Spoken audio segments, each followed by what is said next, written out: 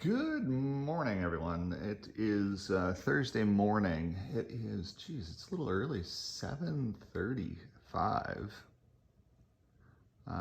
on a Thursday morning. It's going to be a busy day for me today. I've got to pay attention to the stock market at the open. We're looking at some data sets at 8:30 this morning. That'll be interesting to see whether we're in a recession or whether the economy GDP numbers come out this morning. And they're expected to be a little bit higher than negative to go back to some kind of growth. But we'll see what the numbers actually physically are before the election. And then we have, for me, I've got to pay attention to the 9:30 opening, as you know. I am short Meta, and Meta is down to $100 a share. Mark Zuckerberg went on the conference call last night and talked about his massive investment, $9 billion so far into the metaverse, and how he's so excited to continue to keep spending money there. And the more he talked, the more the stock dropped. It was very, very interesting. Yet I have, and then at 12:30 today, I've got an appointment with the generator here in town to talk about some new web properties for some of my business units that I want to get going on. And then at 3:30, I've got another conference call back here at the house with a marketing firm out of Hamilton that I'm going to be hiring to be able to do some new things in the real estate business. All of that stuff is a go. A busy day today for me, and a good day actually too, because the further that Facebook drops, the more money I end up making on the open. And I've positioned, it took me a little bit of time because the melt up was just hard for me because it didn't make a whole lot of sense. Now it's starting to make sense to me, but getting my head around the concept of what was melting up was very, very difficult. But I've now positioned myself to be able to capture that uptrend. My ExxonMobil shares are going to be up $1 at the open today.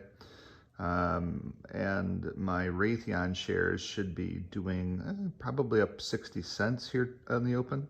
And then yesterday I did go in and buy the XLE index, long, some options there, and the XLF index long, some options there. So I'm positioned long banking, I'm positioned long oil and defense, and then short tech. So all of that stuff works out well. My SQQQs will open up this morning as well too. So all of that stuff is good. What's interesting here is that you're seeing the Dow up 227 points. We're going to be above our projections there because we're only expecting the Dow to be 31,800, and we're going to end up being 32 something at the open here. So look for some sell side weakness to come back in after the open around 10 o'clock because we're going to be just a little bit too above our projections so far, mathematical model wise. There is no basis for something higher than 31,835, and we're going to be above 31,835 on the open. So look for a little bit of weakness. That's why paying a little bit of attention at the open, it might be a good time to be taking some positions off. I'll make those decisions in my own account when I get to the open. The other thing that was very interesting today is keep in mind that I had been reporting to you that the United States had been giving Switzerland massive amounts of money in the swaps market. And that was the first time that the United States has ever used the swaps market to be able to give money to a foreign entity. We now know what was going on. Credit Suisse, the bank over in Switzerland, has basically gone bankrupt. They are having the Saudi Arabian bank come in with a massive influx of money.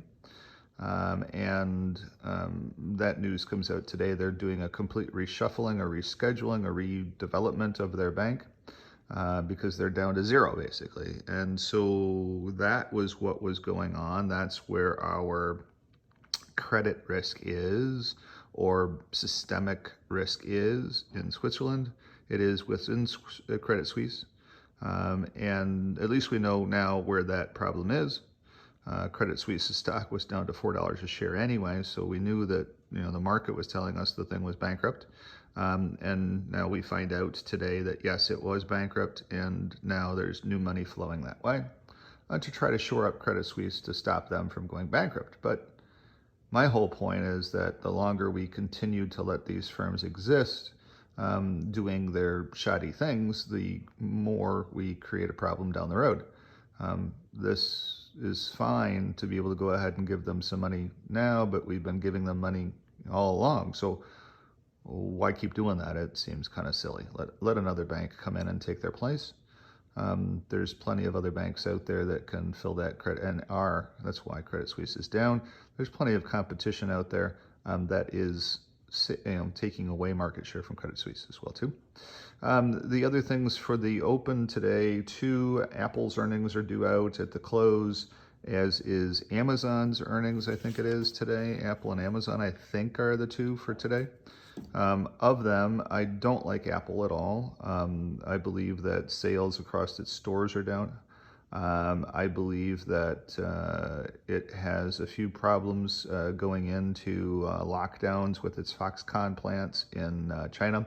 And speaking of that, China just today, also this morning, announced, because they now have a new leadership team over there that is very, very, very communist. Not center of the road communists, but very hard communists, that they are shutting down more of their country because they fear, or there might be, or there possibly is, this thing called COVID out there.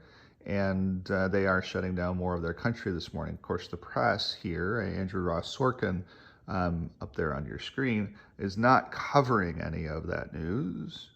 But to have the world's second largest economy shut down is not necessarily a good thing.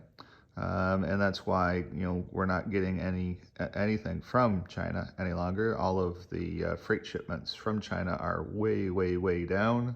And it's just a matter of time until the billion people over there realize that they have nothing to do and nowhere to go, that they start looking at their government for answers.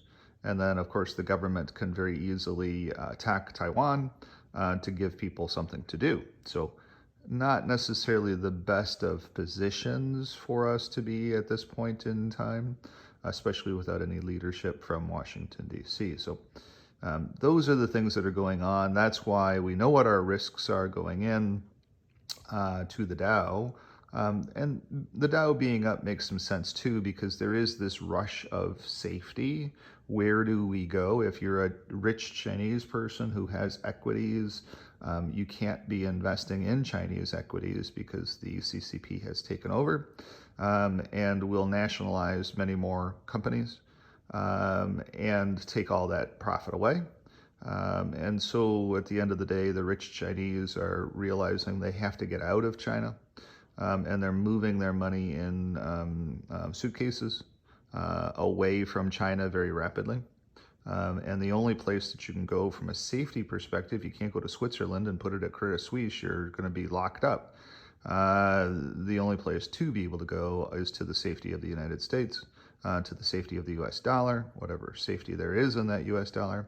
And that's what we're seeing are just global flows to the dollar and global flows to the United States stock market. So especially into the large caps, not large cap tech, but large cap everything else. And that's why shorting large cap tech is definitely the better place to be. I'll have to think about Amazon and Apple. Amazon, I don't know. They've been cutting their costs very rapidly. So I believe that Amazon's quarter is actually going to be okay because they've been aggressively cutting. Apple, I don't think that their earnings are going to be okay at all because they have been kind of blind to all of this saying, we're Apple, we've got $77 trillion of cash. We can be fine. But who cares about the amount of cash you have if your earnings are down? It's about the concept of the earnings, the future earnings. It gives you stock price stability. So Of the two, I think that Apple, their earnings are going to be harder than what Amazon's earnings are going to be going forward, just because Amazon has been on top of cutting costs very, very rapidly. And so we'll see that as it goes out today. But that's the thought process as we get into the market open today. Enjoy the gains, those of us that are long, and enjoy the gains, those of us that are short in targeted places. I'm kind of thinking that I might carry 100 shares of Apple short into the close. But I'll let that play out by the time I get to my 3:30 meeting. I'll have made that decision. And the rest of the market looks good. The tech shares or the Raytheon shares will be up. The banking sector will be up now that we got Credit Suisse out of the way. Energy is energy. We're going to need lots and lots and lots of energy to be able to repower back through. The concept that China is shut down can affect the price of oil, but we've had China shut down many times, so it's no big deal. And China was never going to be a world power anyway, economically. So it makes a lot of sense. It's just who's going to end up replacing that, is Indochina going to be coming in here? Is Indonesia going to be coming in here? Who is it that, from a safety perspective, that we move all of our Chinese plants to be able to feed the world and all of that stuff, or to be able to take care of the supplies for the world. So we'll see all that play out today. It'll be a very interesting day. We are making some of these changes, so very interesting. Honeywell is one of those stocks that is in the Dow, and Honeywell's earnings came out. They were exceptionally strong. Honeywell's closing in on $200 a share. I kind of like buying the options here in Honeywell as a defense sector play as well too, and might end up going and pulling 100 shares there too, because I do have plenty of cash in my account, especially with the gains from Facebook. Maybe that's what I do with some of those gains from Facebook, is move them over into something more stable and logical like a Honeywell. But I probably will do that. That's probably going to be one of the things on my list of things to be able to get done today. But anyway, that is your check-in for the market today. Enjoy it. As we march towards Election Day, things are looking great from the concept of being able to take back the House and the Senate and be able to get on with some of the investigations that need to happen on how we got to the point where what happened. So interesting also, there's more news out today that women are attacked, or possibly fake women, we don't know. There's all kinds of new news out today about Herschel Walker. They're trying to take that Georgia Senate seat because Herschel is actually winning in Georgia, and they can't let that happen. They have to keep Warnock in place in order to maintain any semblance of power, because they're losing everywhere else.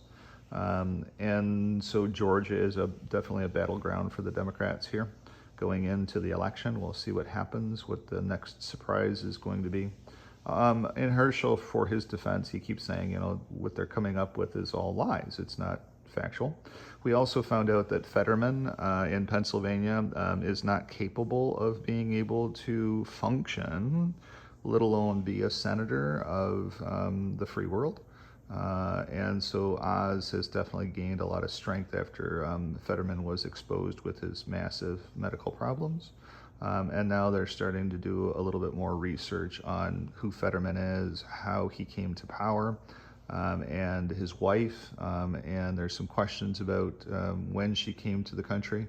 And there's also some questions about why would you have been putting this guy through these things? This was not necessarily something that was pleasant for this guy either. So there's some questions about what's going to be going on in Pennsylvania. Arizona has turned definitely all red, and Washington State it is actually looking like it could be turning red too. So it'll be interesting for the election cycle coming up on November 8th. We will have a completely new House and a completely new Senate to be able to get on with some of the investigations that need to happen on how we got to this point. But anyways, those are the things for today. Well, enjoy your day. Go out and get your things done. I've got a lot of things I've got to get doing with my business units as well too. And enjoy the day.